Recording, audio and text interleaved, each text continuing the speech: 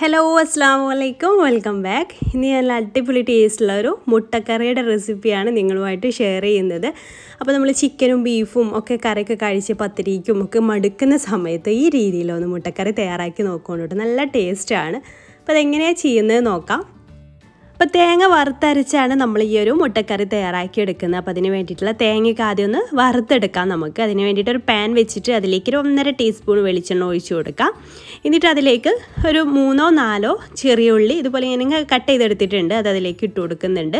പിന്നെ കുറച്ച് കറിവേപ്പില, 2 തണ്ട് കറിവേപ്പില ഇതിലേക്ക് ഇട്ട് കൊടുക്കുക. ഞാൻ ചെറിയ ക്വാണ്ടിറ്റിയിലെ കറി ഉണ്ടാക്കുന്നുള്ളൂ കേട്ടോ, അപ്പോൾ അതിനനുസരിച്ചുള്ള അളവുകളാണ് പറയുന്നത്. പിന്നെ അതിലേക്ക് 1/2 ടീസ്പൂൺ വലിയ ജീരകമാണ്, അതും ഇട്ട് കൊടുത്തിട്ടുണ്ട്.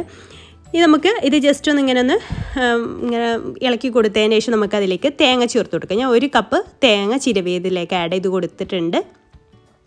പിന്നെ അതിലേക്ക് ഒരു 1/4 ടീസ്പൂണിൻ്റെ അടുത്ത്, 1/4 ടീസ്പൂണൊക്കെ തന്നെ മതിയാവും. അതിലേക്ക് മഞ്ഞൾപ്പൊടി ചേർത്ത് കൊടുത്തിട്ട് എല്ലാം കൂടെ നന്നായിട്ടൊന്ന് മിക്സ് ചെയ്തിട്ട് കുറച്ച് സമയം ചെറിയ തീയിലിട്ടിട്ട് ഒന്ന് റോസ്റ്റ് ചെയ്തിട്ട് എടുക്കാം. ഇതുപോലെ ഇങ്ങനെ വറവിട്ടിട്ട് ഒരുപാട് അങ്ങോട്ട് വറവായിട്ട് വരുമൊന്നും വേണ്ട കേട്ടോ. ജസ്റ്റ് അതൊന്ന് സ്മെല്ലൊക്കെ മാറി കളറൊന്നും ചേഞ്ച് ആവേണ്ട ആവശ്യമൊന്നുമില്ല കേട്ടോ. അതുവരെ ഒന്ന് വറുത്തെടുത്താൽ മതി. അപ്പോൾ അതാ ഇത്രയും മതി. അപ്പോൾ ഞാനിത് ഓഫ് ചെയ്യാണ്. ഒരു 5 മിനിറ്റ് 6 മിനിറ്റ് അതിൻ്റെ ഉള്ളിൽ തന്നെ ഇത് റെഡിയായി കിട്ടും കേട്ടോ. ഇത്രയും മതി. ഇനി നമുക്ക് ഇതവിടെ തണുക്കാനായിട്ട് മാറ്റുക. തണുത്ത ശേഷം നമുക്ക് അരച്ചെടുക്കാം, നല്ല ഫൈനായിട്ടൊന്ന് അരച്ചെടുക്കണം. അപ്പോൾ ഇതിലേക്ക് വേണ്ടിയിട്ടുള്ള സംഭവങ്ങളൊക്കെ ഒന്ന് വഴറ്റിയെടുക്കാം. അപ്പോൾ ഞാനൊരു പാൻ വെച്ചിട്ടുണ്ട്. ആ ഒരു പാനിലേക്ക് 2 ടേബിൾ സ്പൂൺ വെളിച്ചെണ്ണ ഒഴിച്ച് കൊടുക്കുകയാണ്. വെളിച്ചെണ്ണ നമ്മൾ ഇതിലേക്ക് സവാളയൊക്കെ ഇട്ടൊന്ന് വഴറ്റിയെടുക്കാൻ വേണ്ടിയിട്ടാണ് കേട്ടോ. അപ്പോൾ അതിലേക്ക് ഞാൻ വലിയൊരു സവാളയാണ് എടുത്തിട്ടുള്ളത്. ചെറുതാണെങ്കിൽ 2 എണ്ണം എടുക്കാം. അപ്പോൾ അത്യാവശ്യം വലിയ സവാള തന്നെ ഇതുപോലെ ഇങ്ങനെ സ്ലൈസ് ചെയ്തത് ഒന്നിട്ട് കൊടുത്തിട്ടുണ്ട്. പിന്നെ അതിലേക്ക് ആവശ്യത്തിനുള്ള ഉപ്പും ചേർത്ത് കൊടുക്കുകയാണ്, അത് പെട്ടെന്ന് വഴന്ന് കിട്ടാനൊക്കെ വേണ്ടിയിട്ട്. എന്നിട്ട് അതൊന്ന് വഴറ്റിയെടുക്കുക. പിന്നെ അതിലേക്ക് ഞാൻ 2 തണ്ട് കറിവേപ്പില കൂടെ ചേർത്ത് കൊടുത്തിട്ടൊന്ന് വഴറ്റിയെടുക്കുകയാണ് കേട്ടോ. പിന്നെ നമുക്കിതിലേക്ക് വേണ്ടത് ഇഞ്ചി വെളുത്തുള്ളി ചതച്ചെടുത്തതാണ്. 1 ടേബിൾ സ്പൂൺ ഇഞ്ചി വെളുത്തുള്ളി ചതച്ചെടുത്തത് കൂടെ ഈ സമയത്ത് ഈ ഉള്ളിയൊക്കെ ഒന്ന് വഴന്ന് വരുന്ന സമയത്ത് ചേർത്ത് കൊടുക്കുക കേട്ടോ. എന്നിട്ട് അതിൻ്റെ ഒരു പച്ചമണം മാറുന്ന വരെ ഇതും ഒന്ന് വഴറ്റിയെടുക്കുക. പിന്നെ നമുക്ക് പച്ചമുളക് വേണം. ഞാനിവിടെ 2 പച്ചമുളക് ഇതുപോലെ കീറിയിട്ട് എടുത്തിട്ടുണ്ട്, അത് ഇതിലേക്ക് ചേർത്ത് കൊടുക്കുക.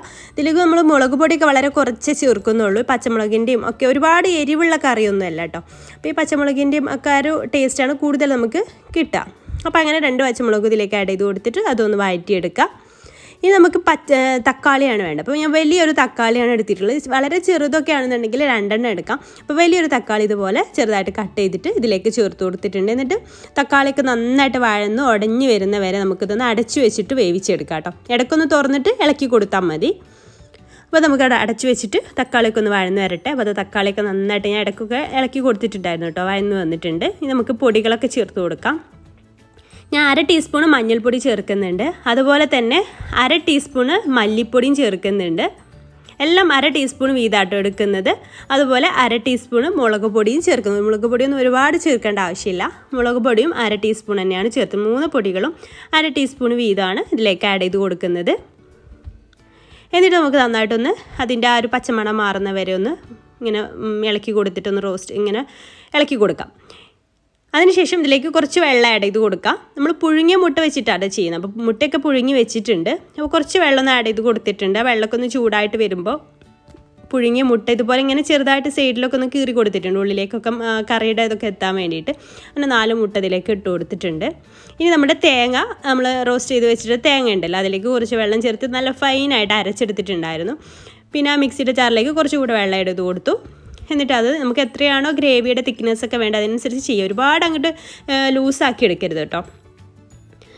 പിന്നെ അതിലേക്ക് കുറച്ച് മല്ലിയില കൂടെ ചേർത്ത് കൊടുക്കുന്നുണ്ട്, മല്ലിയില കട്ട് ചെയ്തതും കൂടെ ചേർത്ത് കൊടുക്കുന്നുണ്ട്.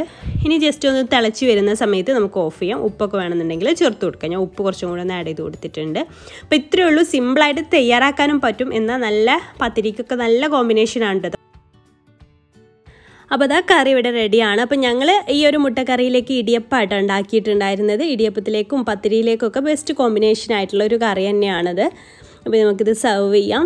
അപ്പോൾ ഈ ഒരു വീഡിയോ നിങ്ങൾക്ക് ഇഷ്ടമായി എന്ന് വിചാരിക്കുന്നു. അതുപോലെ ഈ ഒരു റെസിപ്പി ഇഷ്ടമായിട്ടുണ്ടെങ്കിൽ ഇതുവരെ ട്രൈ ചെയ്ത് നോക്കാത്തവരുണ്ടെങ്കിൽ ഒന്ന് ട്രൈ ചെയ്ത് നോക്കുക.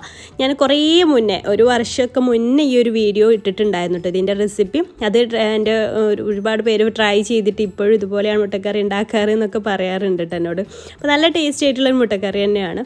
അപ്പോൾ എന്തായാലും ട്രൈ ചെയ്ത് നോക്കിയിട്ട് ഫീഡ്ബാക്ക് അറിയിക്കാൻ മറക്കരുത്. വീഡിയോ ഇഷ്ടമായാൽ ലൈക്ക് ചെയ്യാനും ഷെയർ ചെയ്യാനും മറക്കരുത്. അപ്പോൾ ഇൻഷാല്ലാ പുതിയൊരു നല്ലൊരു വീഡിയോ ആയിട്ട് നമുക്ക് അടുത്തൊരു ദിവസം കാണാം. Thank you.